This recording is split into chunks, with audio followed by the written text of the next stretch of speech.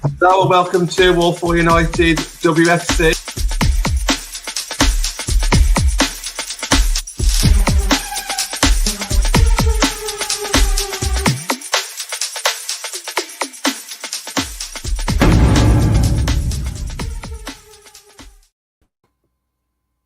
Good evening and welcome to All for United, the WFC show with me, Matt Crane. Tonight then, got a Leicester City preview. I've got joining me Gareth as always. How are you? Yeah, good, thank you. I'll give Robert about 2 minutes before he's in the comments piping up. Ooh. Are we putting a bet on that? No. Do you know why? Because he's at the Under-19 Champions League game, so I was wondering how far you were willing to go with that. But Robert's not going to be here. And Hannah, obviously, welcome back to the show as well. You've been with us a few times now. It's good to chat football. How are you doing? I'm good. Thanks for having me back. I'm always excited to talk to you guys, even though your comments like to take it out of me. So it's always fun coming on. Do you know what? It's never us. It's always the other fans. That's all I'm going to say. They bring the heat, and they get us two in trouble as well. That's the problem we've got.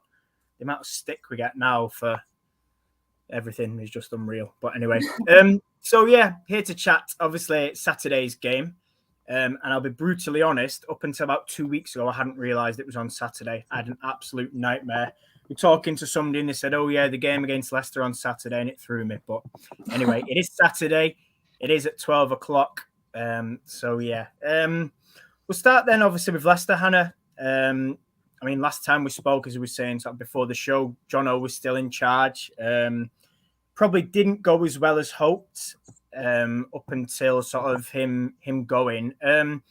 What did you make of the start to the season? Because like I say, obviously the step up from WSL to WSL from the Championship is massive, and you walked to the Championship last year. But what did you make of the start sort of under Jonathan then? I guess, I kind of went in with super high expectations because last season I was so used to us winning like almost every single game. I think we had 2 losses in the league all season. So going into the WSL, I kind of went in thinking, we got this. We've seen WSL sides against us before in like tournaments. We knocked you guys out of the FA Cup last season. Had to throw that out there. We gave Man City a bit of a tough one as well last season. And then we saw the same against Birmingham and several WSL sides. So I think a lot of us, or myself, went into this season thinking we've proven ourselves against these WSL teams in the past. We can do it in the league. And, I guess I kind of forgot the fact that it is a jump. The quality is different. The opposition is different. So it was a bit of a slow and rough start, as we all saw. But now that Lydia's in, we're seeing such a positive shift. And, the girls kept saying the points are coming, keep backing us. And we continuously back them, and the points have come. So it's looking good now, which I'm really happy about. Yeah. Gareth? Yeah, I think similarly, really, like I expected a really strong season based on kind of last year's form. I had kind of thought that the squad on paper was stronger than quite a few other WSL sides. Didn't expect West Ham to have the season they're having, or Spurs really to have the season that they're having as well. So, I think there are quite a few sides that are kind of overachieving where I expected them to be. And Leicester are underachieving as well, or were underachieving initially. But yeah, there's been a turnaround really since the decision to kind of change the manager, which took me by surprise. But then, kind of when you take a second to stand back and think about it, the results weren't there, and if there was going to be a change, it needed to be made. And it's easy in hindsight to say it was the right thing to do, but it definitely appears that way now with the cushion back to Birmingham. And yeah, I think that it's going to be an interesting game for us on Saturday. Like you, didn't realise it was a Saturday until after you did. I'd have been probably actually at Oldham watching Oldham Carlisle, but no, instead I'll be in Lee. So yeah, I think both sides looking to bounce back after disappointing results at the weekend for different reasons. One was the team not performing particularly well, and one was the referee not performing particularly well. But I'm sure Hannah will get onto that as well. So yeah, we'll see how that goes. Hope obviously the fight for the top three. We need to get a win. Leicester can drop points now. They're fine. There's a gap to Birmingham. I don't want that. I don't want to play that game. I don't want to put that risk out there. Yeah, I suppose just briefly sticking with Jonathan then, Hannah. Obviously, like Gareth said, I think I don't know about you, but I was shocked as well. Obviously, like you said, the sort of players and the things the club are putting out there was stick with us and it'll come. And I think, seeing him go, I think in my mind was kind of like, obviously the family's heavily involved with the club.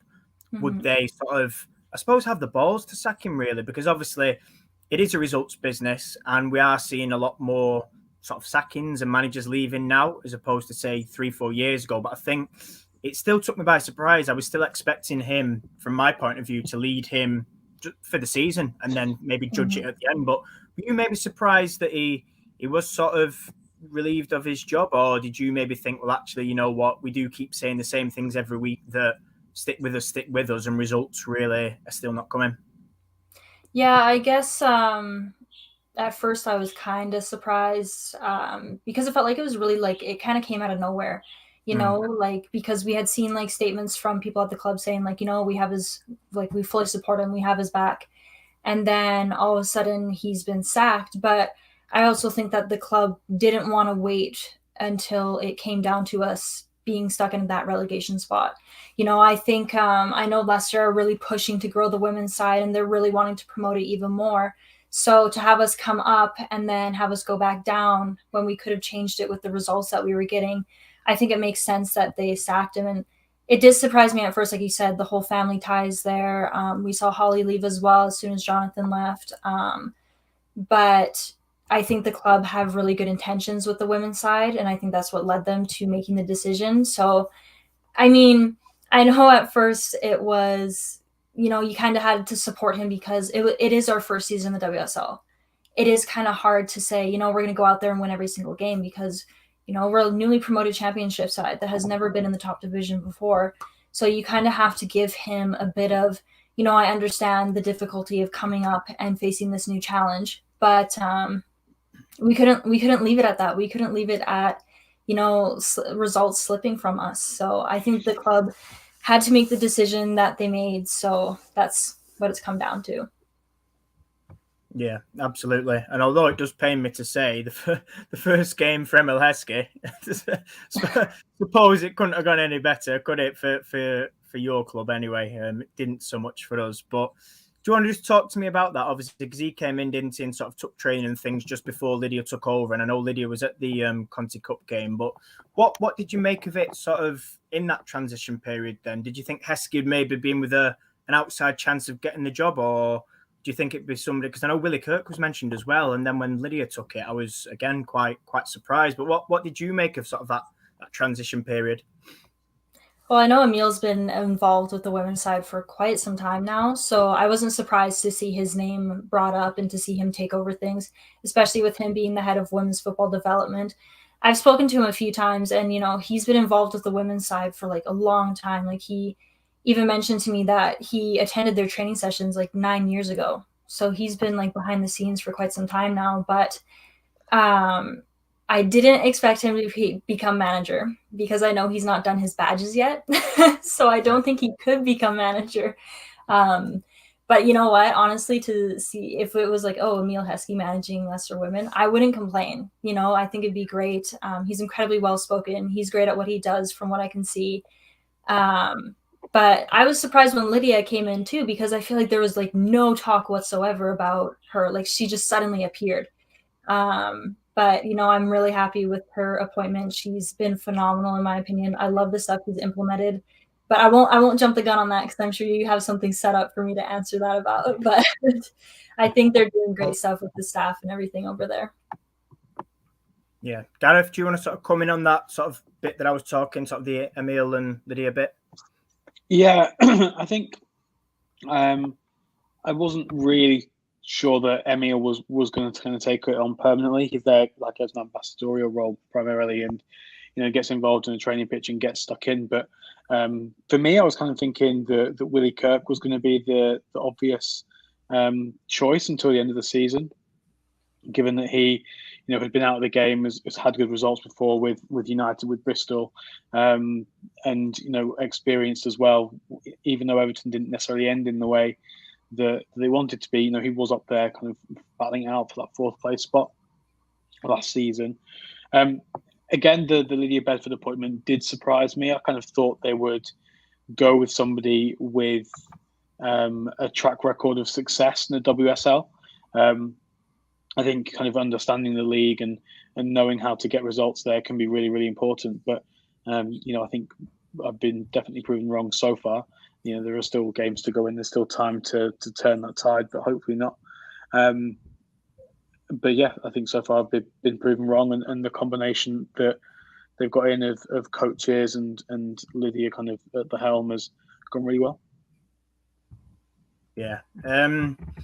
Just on that then, Hannah, on Lydia, what would you say has maybe changed at Leicester? Obviously, we've seen on I think it's every Wednesday, isn't it? They have the sort of the team bonding things, but obviously that and results being the obvious one as well. What do you think she sort of brought to the club that was maybe missing or maybe needed sort of working on and improving?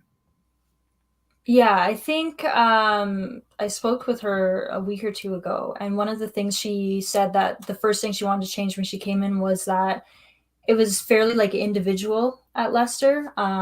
There was like a lot of cliques, like everyone had their set group of friends, and she said that during meals she has them sit with like different people, not the usual same people. So I think they've got like that team bonding, like you said, as well every week, and it's making them kind of just get together and have like these moments of just hanging out with each other and bonding as a team, basically. And I think that's something that we really see a lot of on the pitch. And another thing that I've noticed she's really pushing is giving so many young players opportunities. We're seeing that with Freya Gregory, Missy Goodwin. We've seen a few come up from our academy side as well. And she's really helping push that as well, which I think is great because even she said, so many sides don't really give young players enough chances, and you can't really figure out how well they perform if you don't give them the chances. And, of course, I was a bit skeptical when during the transfer window we brought in a bunch of young players.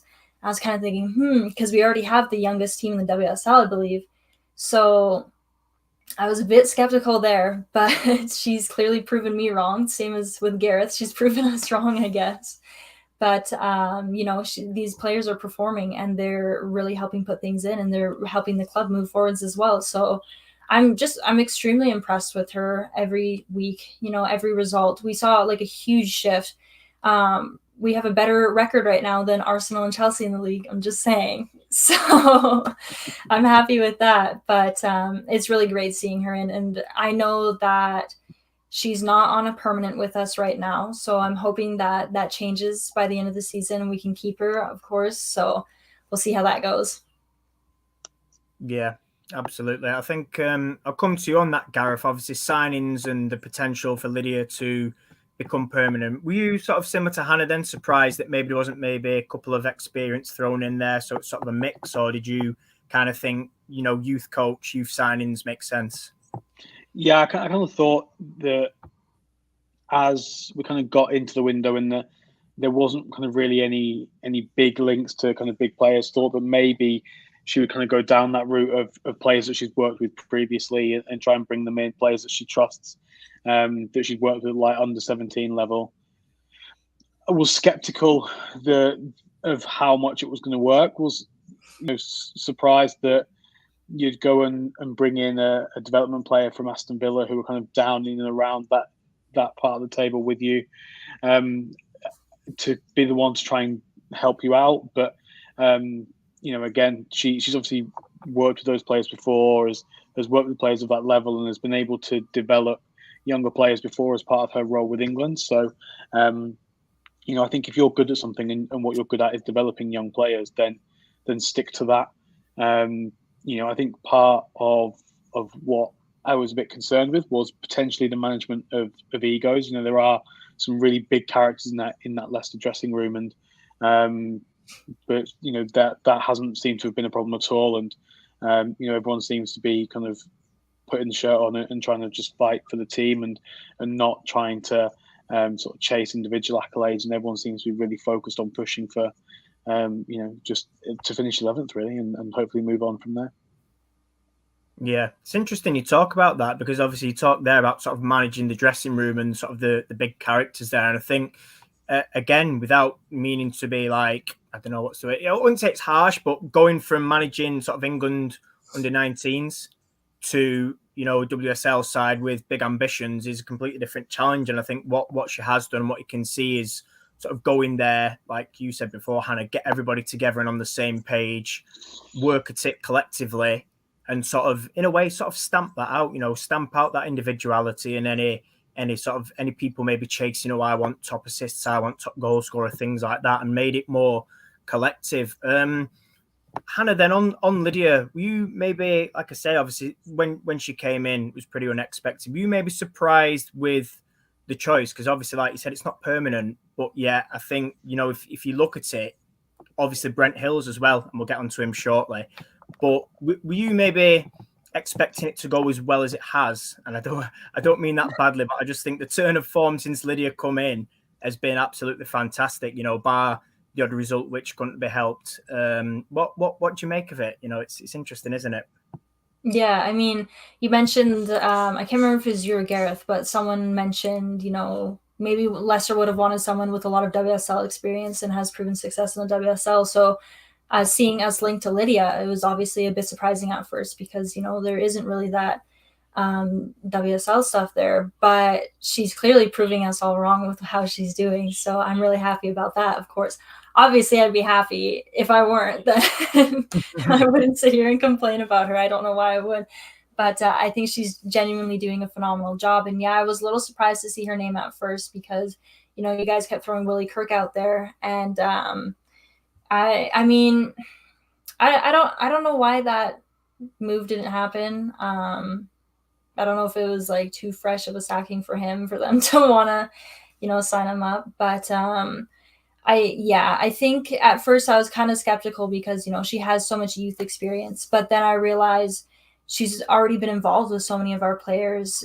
So many of our academy players have been under her, and she's proving herself nationally with the work she's been doing with England, as well as now she's come into the WSL and was able to take this team who's struggling and is getting them results. Like, honestly, it seems like she's just flipped a switch. I don't know how she's done it, but she has. And so, she has so many youth philosophies. So at first I was a little skeptical about that, like I said before, especially when we were linked to wanting an experienced goalkeeper. Then we were looking in that 35-year-old age range, and then we're bringing in like 19-year-olds. Yeah. So that kind of surprised me a bit. But, as soon as she kind of made her first, had her first like press conference when joining Leicester, I just knew right away she has the passion, she has the drive, and she came in with a plan. And that's what really impressed me the most. She came in and she's ready to change things right away, but she obviously didn't do it all at once. She's still progressing, I think, with some of it. And like you said, she brought in Brent Hills too, which I think is huge. That goes really under the radar a lot. But it's really hard to not be impressed by her because she's genuinely she's been doing so well since her appointment. And even though I was surprised, I'm going to give her full credit for how well she's turned things around. Yeah, and obviously, Gareth, we're talking about sort of developing youth, and we mentioned briefly about players, obviously, it's interesting because I don't think, or I don't recall something like that being done in the WSL. What do you make of that then going forward? Let's assume that it's permanent in the summer. Is this something you think would maybe continue next year, or do you think we might see more of a sort of a mixed up style from Lydia and Leicester? I think if she gets a job permanently, it's clearly a long-term project. We know that the kind of route to the WSL involved kind of one manager at the helm and kind of through it all, up until, if we kind of go get into WSL was a project. One person oversaw the whole thing. So, I think it's clearly a young manager kind of being given the opportunity to kind of carve her way kind of in the game. And I think that, she'll really be able to kind of carve out her own style and own identity at Leicester. If Leicester become that club that, you know, bring in youth players and give them a chance and kind of really develop them, then that's, you know, fantastic for the game in general, but also for Leicester.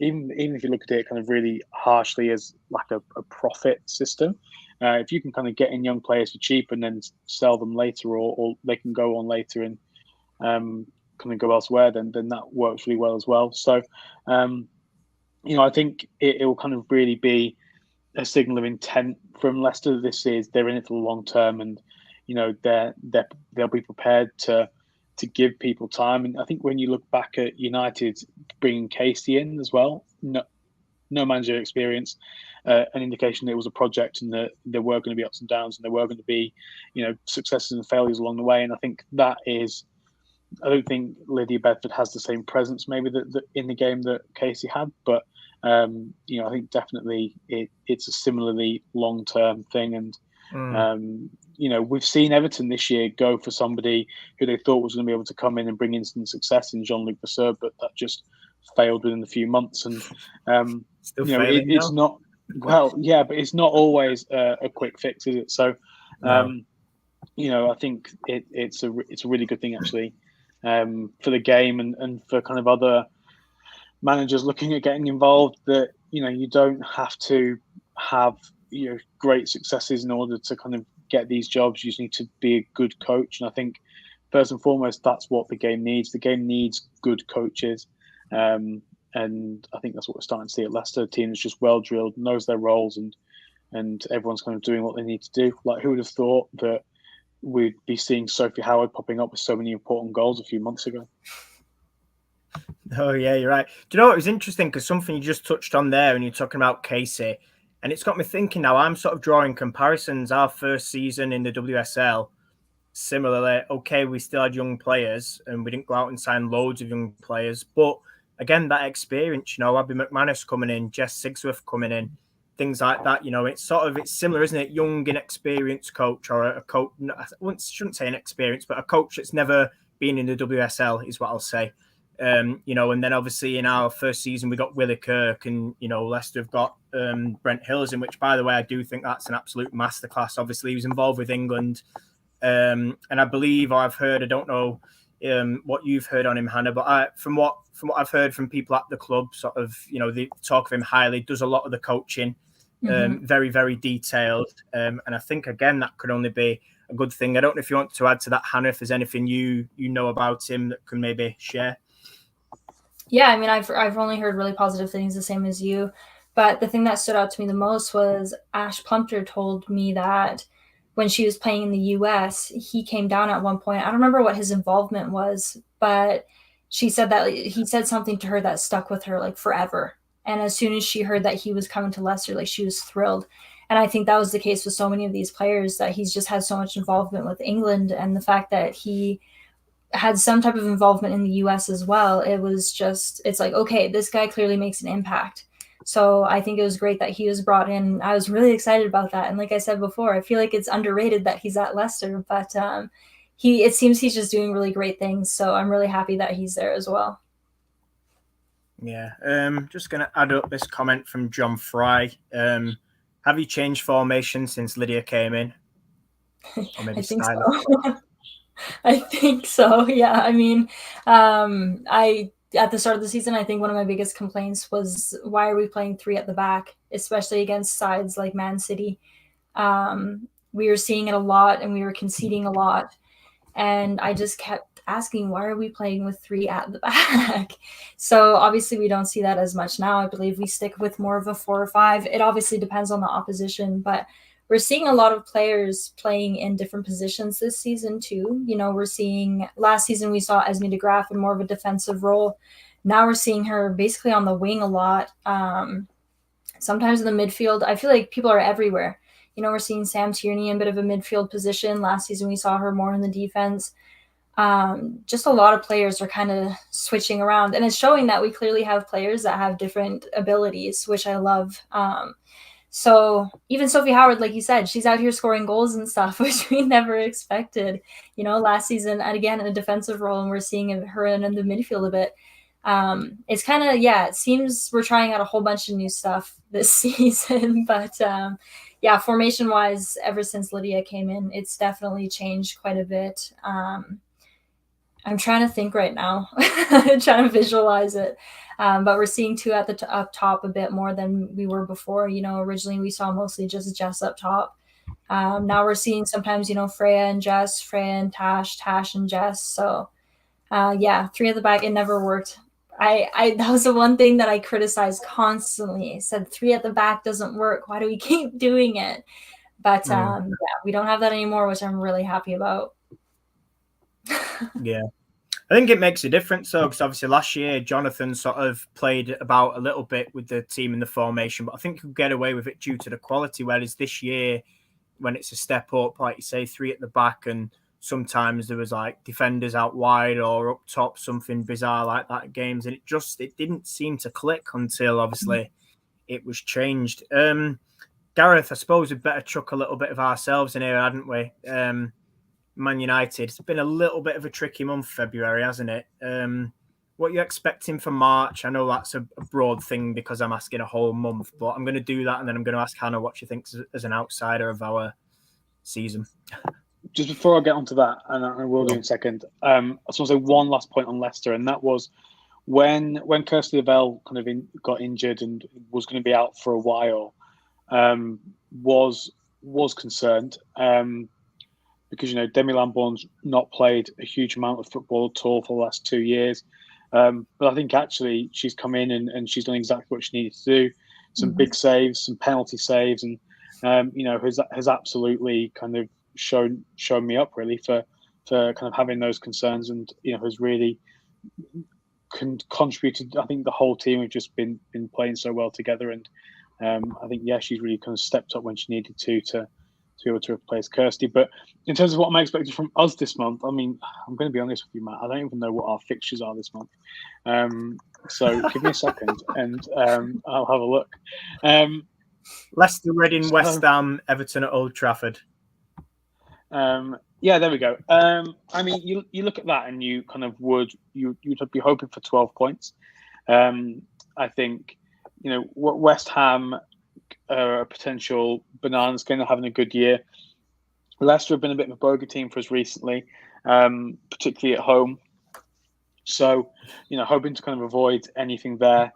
I think we just need to be consistent. We need to bounce back. We need to win those individual battles because, like Mark said at the weekend, we need to win those games because that if there's a centre back pairing of Ash Plumter and Abby McManus this weekend, that they're going to be up for it and they're going to be there and they're going to be winning these individual battles against strikers. So we need Leslie to come in, assuming that she plays up top and be physical. And we know that Leicester are going to throw themselves around a bit. We know there's going to be some crunching tackles, and Sophie Howard's red card has been rescinded, so she's available for selection after being sent off for winning the ball.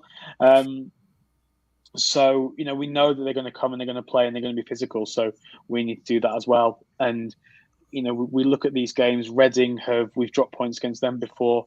West Ham, a couple of seasons ago went away and dropped points there to daft late goals. So, I think if we looked at the last sort of couple of years, there's a few potential slip-up games this month.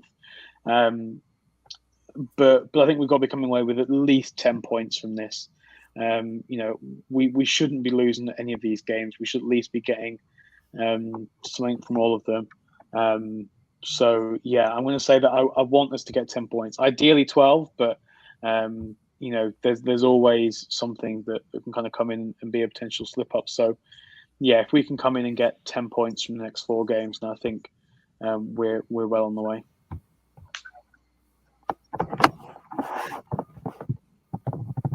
Yeah, I'm looking at it from the outside, Hannah. What have you sort of made of our season? And I know there's been ups and downs. It started off woefully, then it got good around Christmas, and January was all right. February's been a little bit shaky. How has it looked from sort of your point of view? I mean, I always still look at United as a threat. I don't ever underestimate them whatsoever. Anytime I do underestimate a team, it bites me in the butt. So, but even though you guys have been a little bit flip floppy and stuff like that, I feel like every club this season has been that way. We're seeing it with Chelsea, Arsenal, and City. So it's definitely, I think it's just happening to everyone. But for you guys, 12 points is the most. I don't want you guys to get the 12 points. I don't want you to get 3 points off of us. But for your guys' season so far, you have the talent, you have the players. It's just a matter of, seeing the performances come in. Like you guys said, you've been struggling a little bit, but I wouldn't underestimate you guys whatsoever. We're coming off the international break. Any side could be different right now. We could be seeing sides that are kind of like sitting back and aren't doing as well. We could see sides that are fully refreshed, recharged, ready to go. So I think it'll be interesting to see how this second half of the season goes because, like I said before, the WSL season is just unpredictable this year. You don't know what's going to happen like ever. But I won't be too confident over you guys because you guys have still done well. You have shown up against sides. So I guess we'll see. And I know you guys are hungry for a win. We're hungry for a win. We need a win. Yeah. I think our need's bigger than Leicester's need for a win. That's the thing. There's more pressure because of that. But yeah, I don't know. I think you guys have surprised me this season, I'll be honest. I did not expect you guys to be as high up as you are. I'll say that. And I might get a lot of attacks now for saying that. But yeah, you guys have surprised me.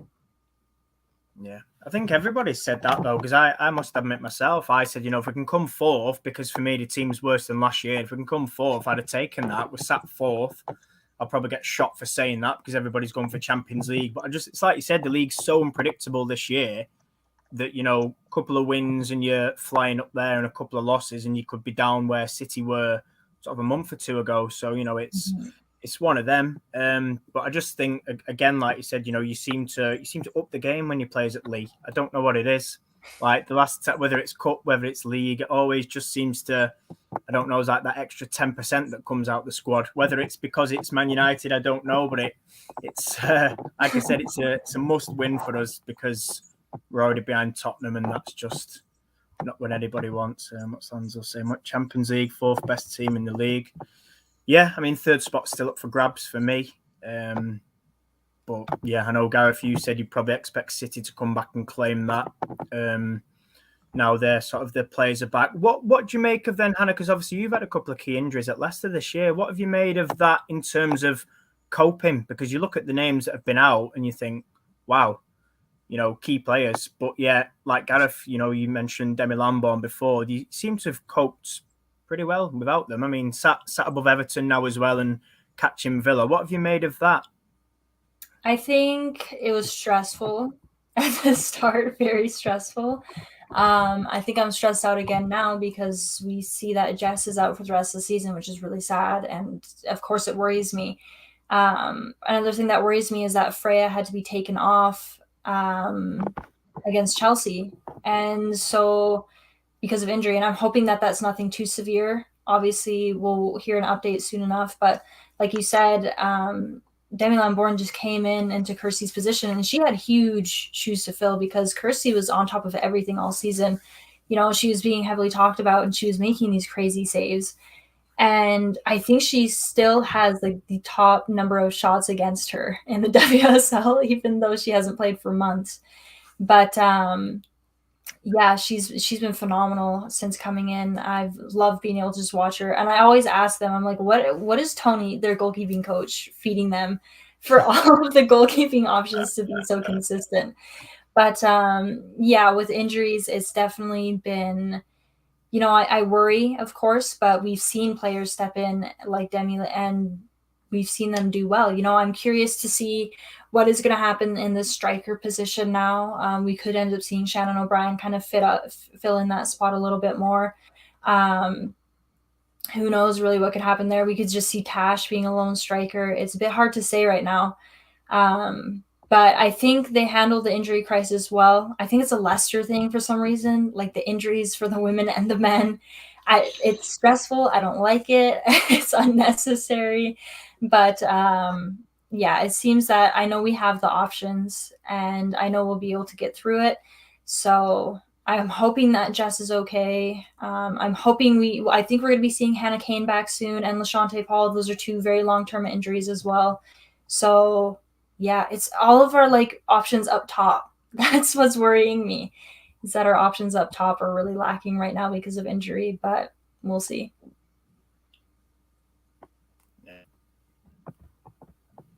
Gareth?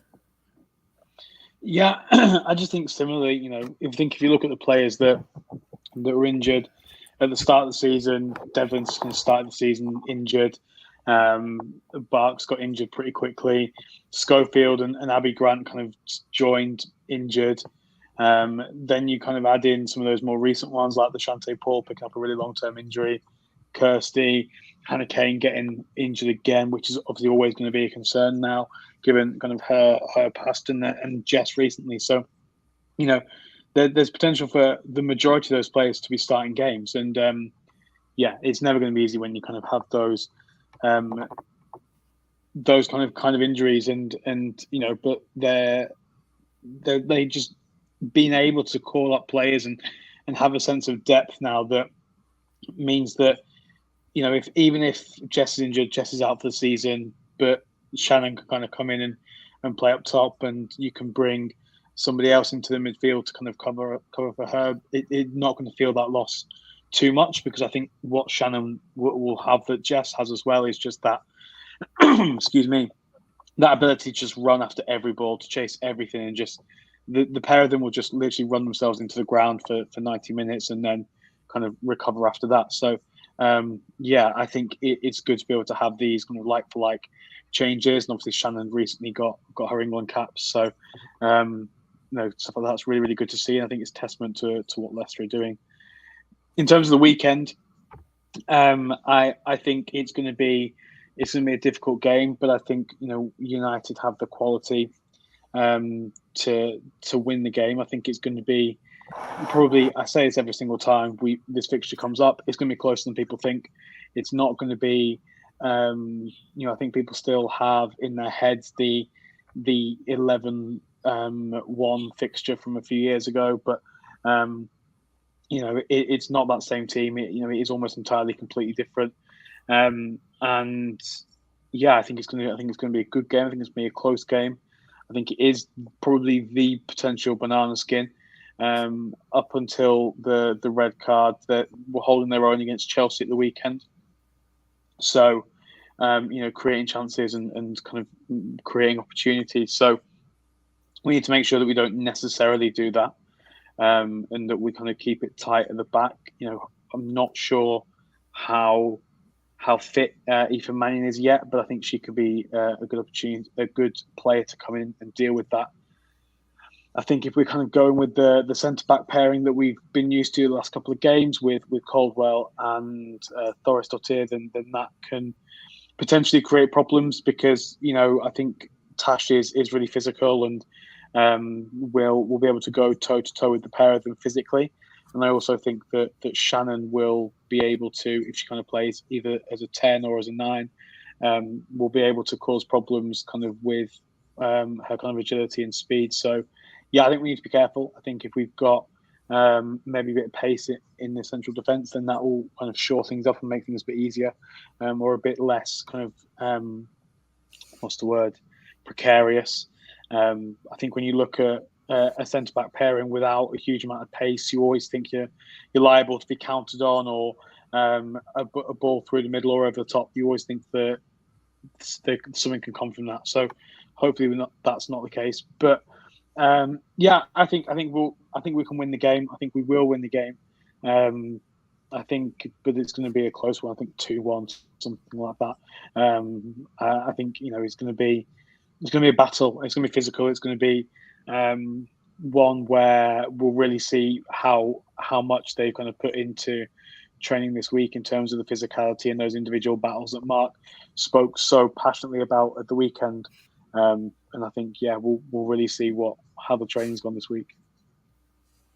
Yeah, it's interesting, isn't it? Because I think it's easy to say after a defeat like the weekend, it's easy to say, oh, well, we need to react, we need to improve, we need to do this. But, it's like Lancel says here, if you get on top with the home advantage as well and get a couple of goals, John Fry says here, we need more than one in the first half. I think for me, I mean, it's all well and good saying we need to score goals. We know that. But I think it's the manner of it as well.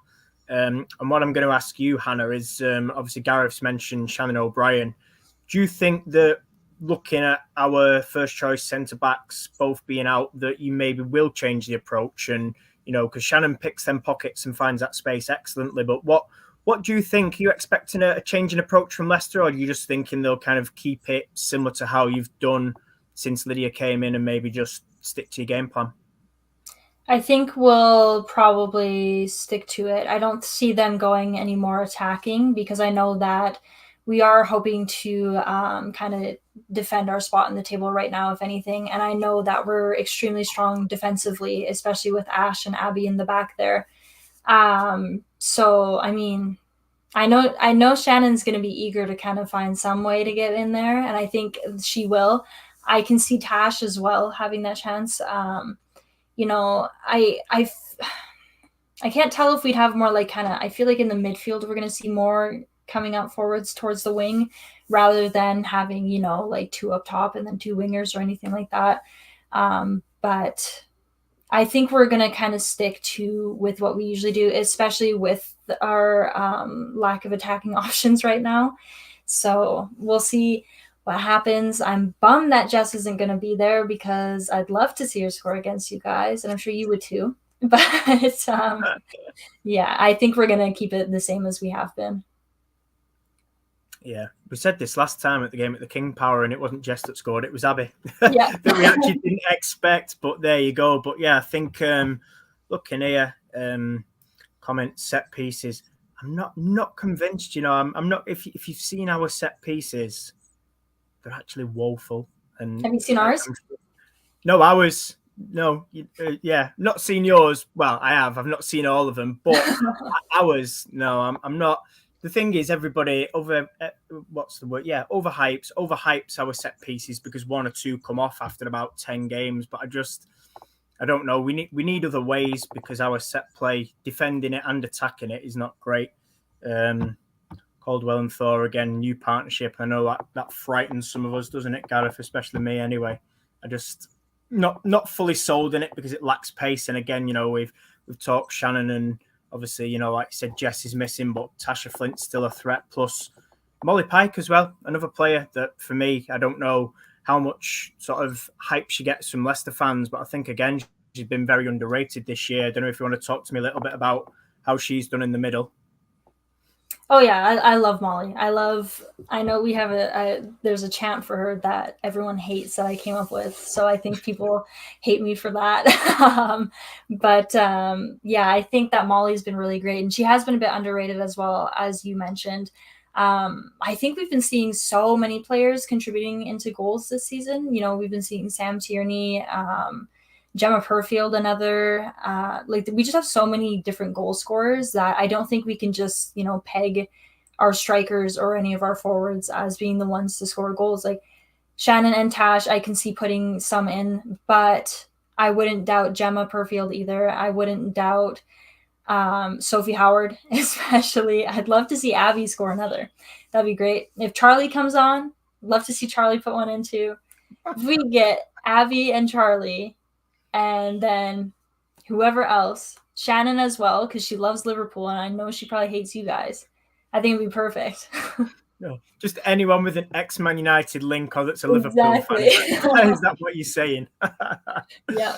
Oh, Gareth, this is your time to talk about Tooney. Or maybe Russo. Yeah, I mean, we know what Tooney can do against Leicester, don't we?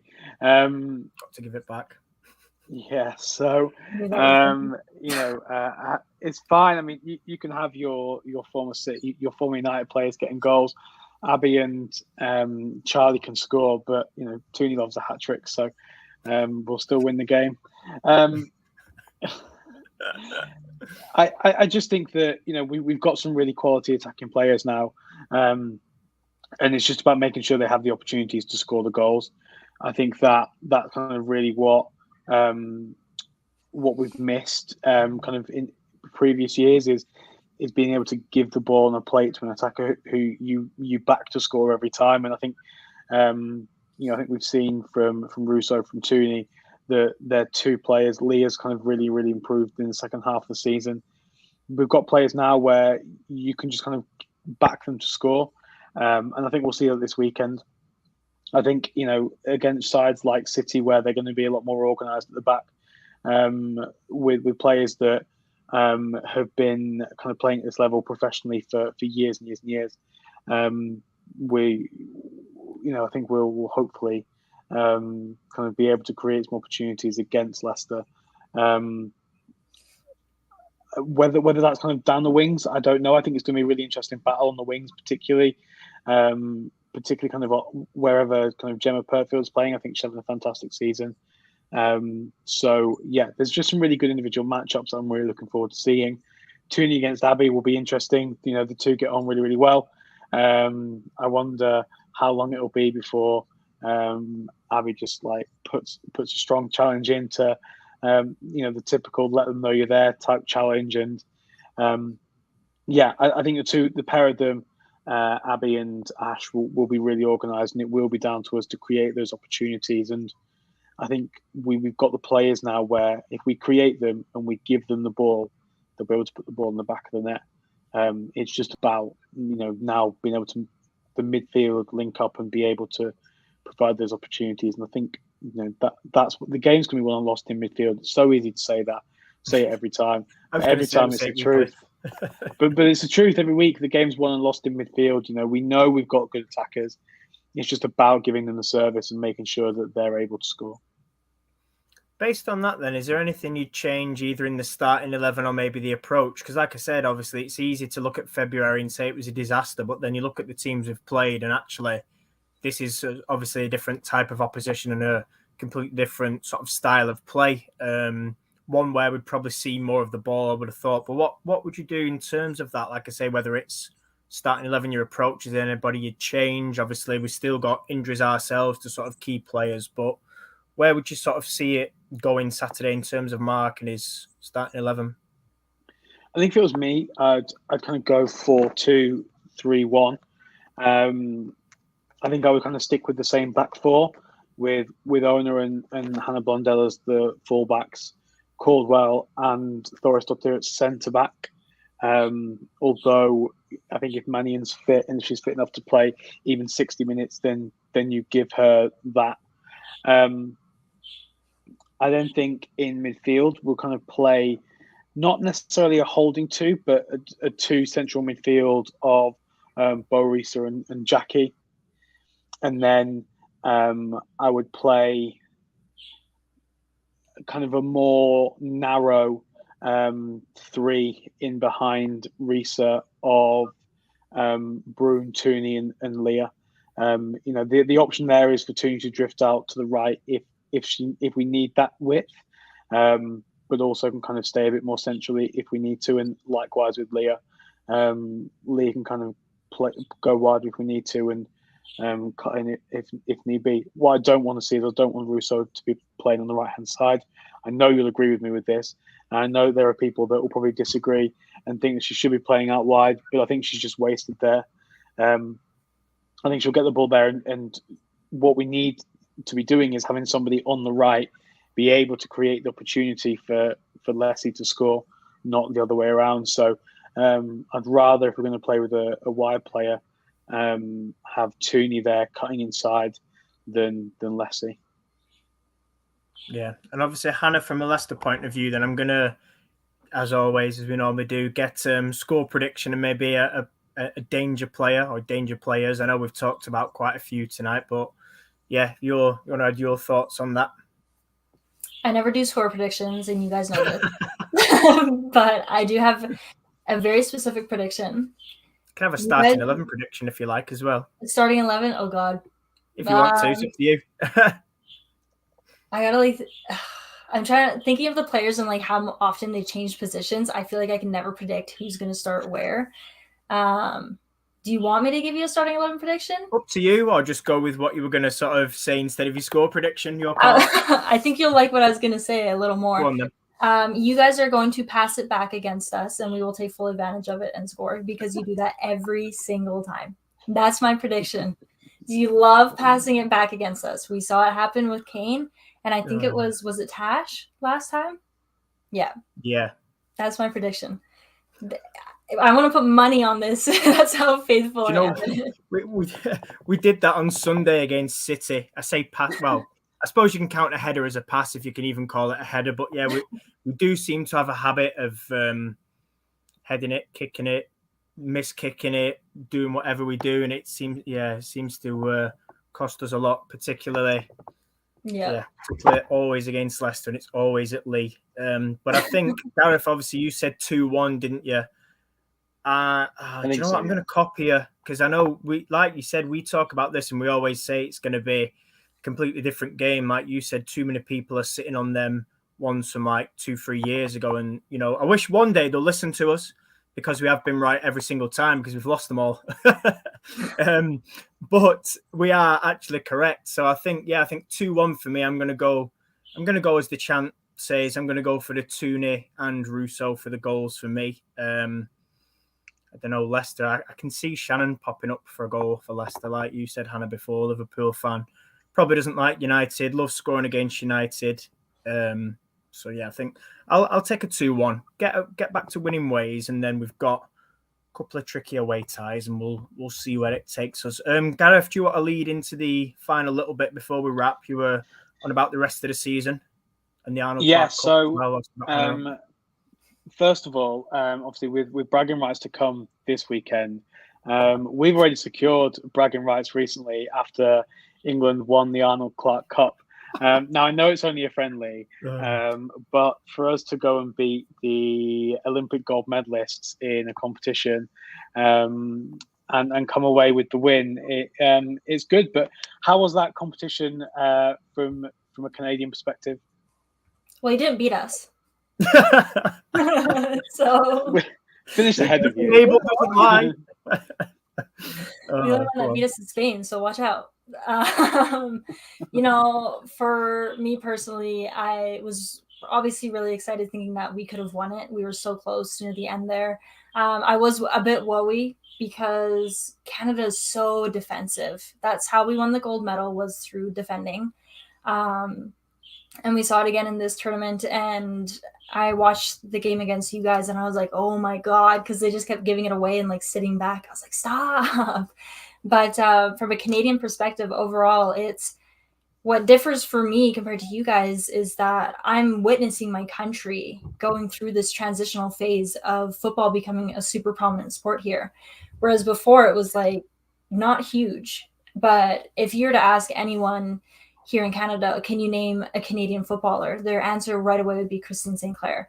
So it's crazy to be witnessing Canada being so successful on that front, whether it be women and men's now too. So it's crazy seeing that. But are we surprised that England won a tournament hosted in their country, hosted by them? It's the same as the She Believes. Are we surprised that the US won it again? Yeah, that's been my excuse. But no, I think I did have my money on Spain to win, but I think Spain needs a new manager for the level of players that they have in order to be successful. But with us, you know, I've just been really impressed with Canada overall. I was surprised that we beat Germany, to be honest.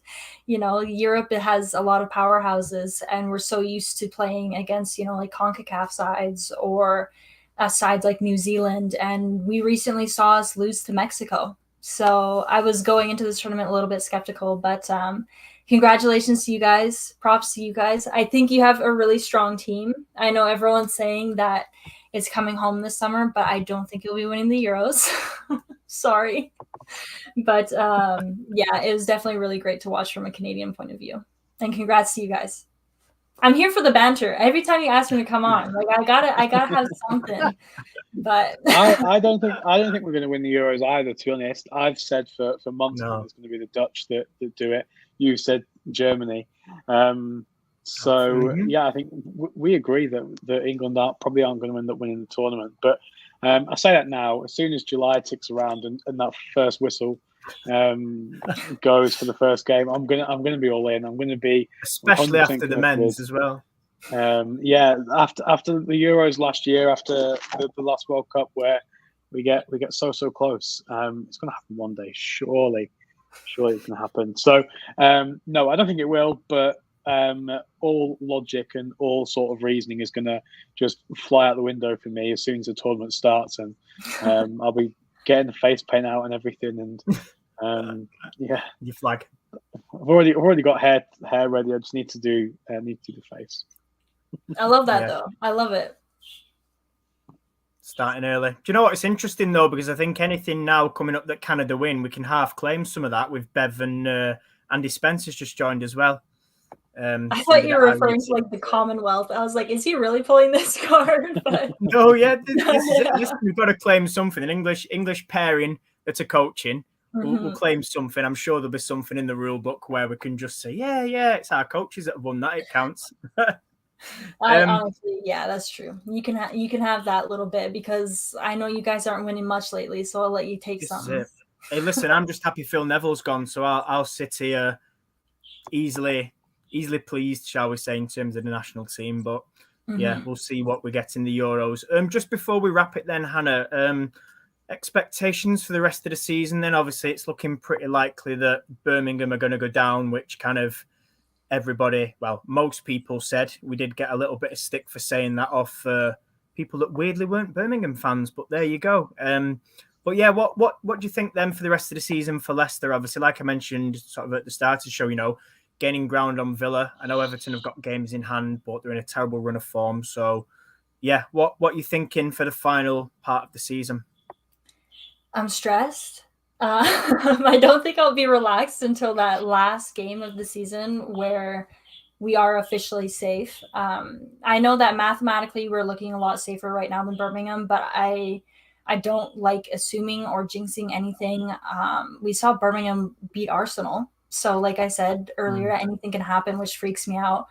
But I think what I'm most stressed out about right now is that we have you guys next, followed by Everton, Chelsea, Arsenal, Man City. So our run coming up, brutal. Yeah. Yeah, it's. I think the league has a little bit of vendetta going with that scheduling, but yeah. So I think it's going to be tricky in that sense. But you know what? I think we're capable. We're seeing a huge turnaround with Lydia. Obviously, that turnaround has been mostly visible in the league. We did see it in the cup as well. The fact we knocked Spurs out, and that performance was Leicester was so comfortable and just on top the entire time. So I definitely think that we're capable of it. It's going to be tough, but I think that we'll be safe. I'm going to knock on wood after saying that one. But I think the rest of the season, we're going to be getting more points. Obviously, I think it's going to come more from the sides like the Readings,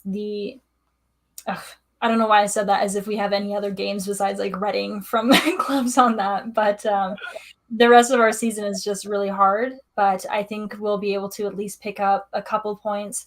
I'm not going to predict how many like you guys did. But, I think we have chances against Everton and Reading. So hopefully we see that there. And then if we can take advantage of Chelsea, Arsenal, and City, and Spurs is our last game, that'd be great. So let's see.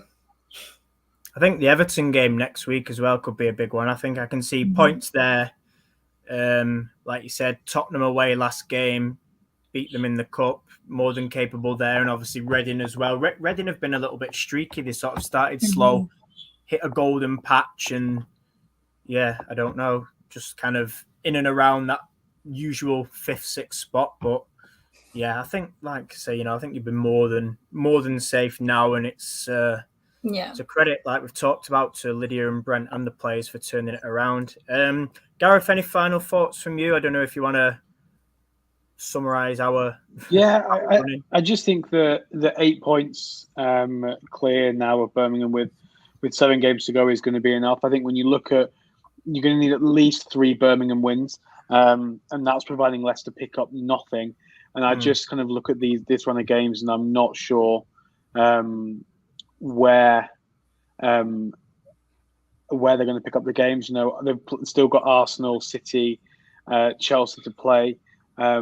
West Ham, Everton, Brighton, and Aston Villa are potential for points, but I don't think they're going to win 3 out of those 4. So, yeah, I mean, never say never, but I feel like 8 points with 7 games to go is going to be enough, given kind of the relative fixture lists. But yeah, I think it's just been a really interesting season from Leicester this year, and they have turned it around, and I think that's great to see. Is what we wanted to see as well. We wanted to see Leicester come up and stay up and be able to build. So yeah, just grateful that and pleased that that's been able to happen, and secure that safety.